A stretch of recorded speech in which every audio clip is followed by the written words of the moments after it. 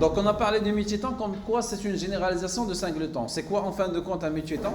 C'est un dictionnaire qui contient plusieurs singletons. Donc ça dépend du contexte. Par exemple, dans le cas de l'exercice sur ajout, retrait, dépôt dans un compte bancaire, on a dit qu'on aurait besoin de 3 singletons, 3 journaux, et chaque journaux devrait être un objet singleton. C'est la raison pour laquelle, donc on a dit que la première des choses, bon, ce qu'on va essayer de modifier, la première des choses, on va modifier au niveau de la classe journalisation pour qu'elle redevienne une classe multitemps. Donc là, on va modifier de telle sorte à ce que la classe va devenir un multitemps. Là, on n'aurait plus besoin de cet attribut parce qu'on ne travaille plus avec le singleton. Mais au lieu du singleton, on va travailler plutôt avec un dictionnaire de singletons. C'est pourquoi on va déclarer hashmap, on va l'appeler M, est égal à new hashmap.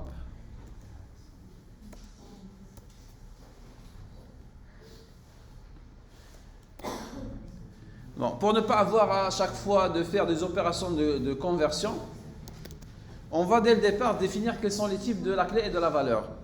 Quel est le type de la clé qu'on va utiliser? C'est une chaîne de caractères, donc c'est le type string. Et la valeur, elle devrait être de quel type? Donc elle est de même type que la classe, journalisation. Bon, ça nous éviterait juste de ne pas répéter, de ne pas à chaque fois faire des castes, sachant que le type il est fixé a priori. Donc le constructeur, on ne va pas le modifier. Ce qu'on va modifier, c'est la méthode getJournal, parce que là, lorsqu'on va essayer de récupérer un des singletons, il faut spécifier quelle est la clé qu'on va utiliser pour le récupérer. Donc la clé, on a dit que c'est une chaîne de caractères. Donc là, il n'y a plus de journal. Mais comment on va faire pour récupérer ce journal? On a trois journaux. Et on cherche à récupérer l'un des deux. Qu'est-ce qu'on doit spécifier pour connaître lequel on va récupérer parmi les trois? On doit définir la clé. C'est la raison pour laquelle on va solliciter le hashmap. On l'avait appelé M.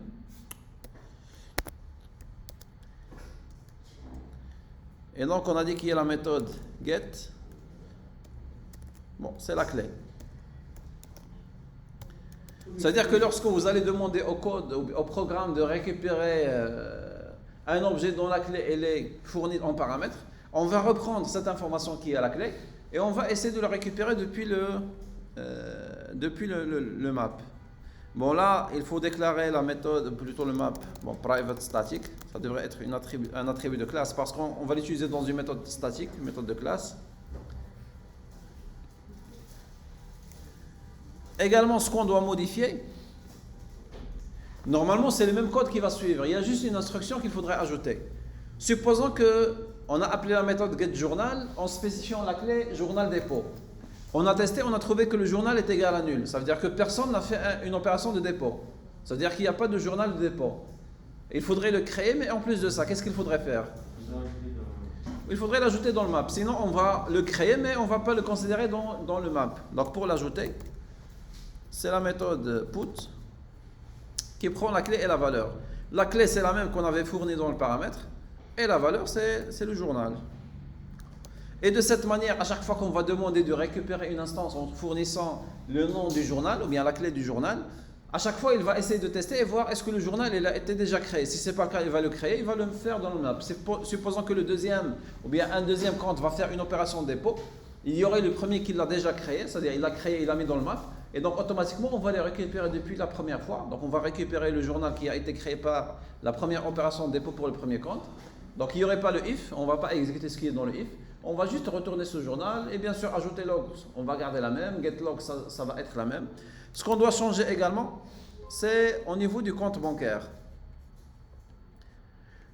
Donc là, on ne va plus mettre getJournal comme ça, sans paramètre, parce qu'il y a 3 journaux, donc on aurait de la confusion. C'est pourquoi là, il faudrait récupérer le journal, mais pas n'importe quel journal. On va supposer que c'est le journal pour le dépôt. Donc on va y écrire dépôt du montant. Là, on ne va pas récupérer une fois pour toutes l'objet parce que ce n'est pas le même journal dans lequel on va écrire, que ce soit dans le if ou bien dans le else. C'est la raison pour laquelle dans le if, on va récupérer le journal qu'on va appeler journal retrait. Et également du côté du else, on va récupérer le journal qui devrait s'appeler Journal, erreur. Monsieur, Oui. c'est à la fin de l'opération qu'on va ajouter. On va afficher. On a récupéré pour afficher. J'ai pas compris. C'est la priorité ou bien l'ordre d'ajouter le log avec le solde moins montant. Oui. Non, on doit ajouter avant le. Bon, peu importe, parce que dans le message, on n'affiche pas le solde. Ah, ouais. Supposons qu'on affichait le solde, donc il a fallu se soustraire, il a fallu mettre à jour le solde avant de pouvoir afficher le nouveau solde. Mais là, on n'affiche pas le solde, on affiche juste le retrait avec le montant ainsi que le numéro de compte. Donc là, de retour vers le main, donc là, on ne va plus afficher une seule fois, mais on a besoin d'afficher combien de fois? 3 fois, parce qu'il y a 3 journaux. Donc commençons par le journal dépôt. Donc là, journalisation.getJournal. Il faudrait s'assurer que c'est le même nom qu'on a utilisé du côté de la méthode déposée. Sinon, ça va générer une erreur, il va retourner un objet nul et il va appliquer une méthode sur un objet nul. Donc il va générer l'exception null pointer exception. Donc là, on va récupérer le journal dépôt. On va refaire la même chose pour journal retrait et pour journal erreur. Bon, commençons retrait.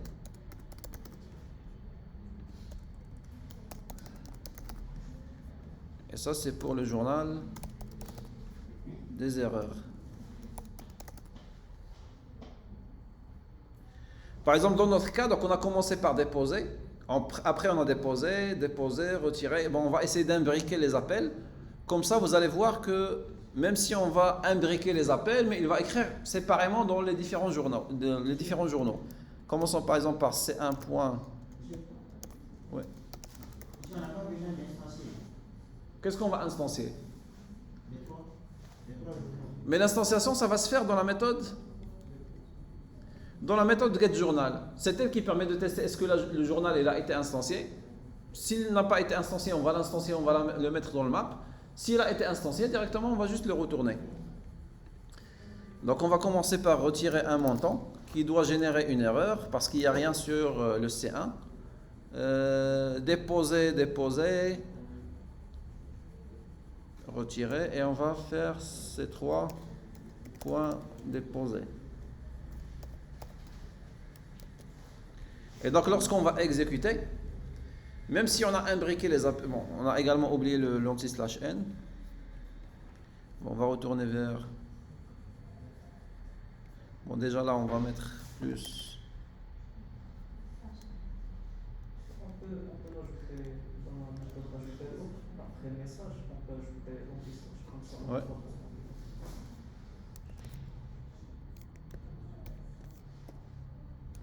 Voilà, à chaque fois qu'on va écrire le message, donc on va ajouter un retour à la ligne.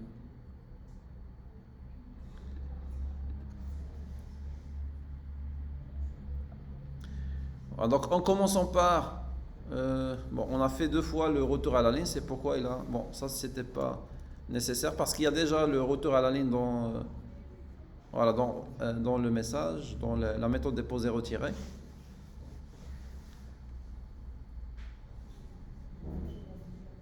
Alors, donc il a commencé par le journal dépôt. Même si on a retiré, déposé, il y a des erreurs qui se sont imbriquées.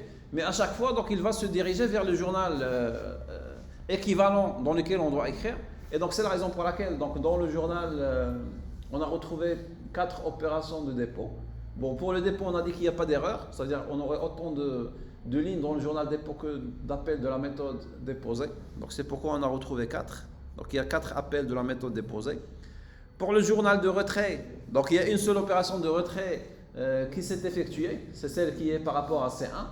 Mais pour les erreurs, donc il y a 2 opérations de retrait qui n'ont pas pu se réaliser parce que le montant il était supérieur au solde.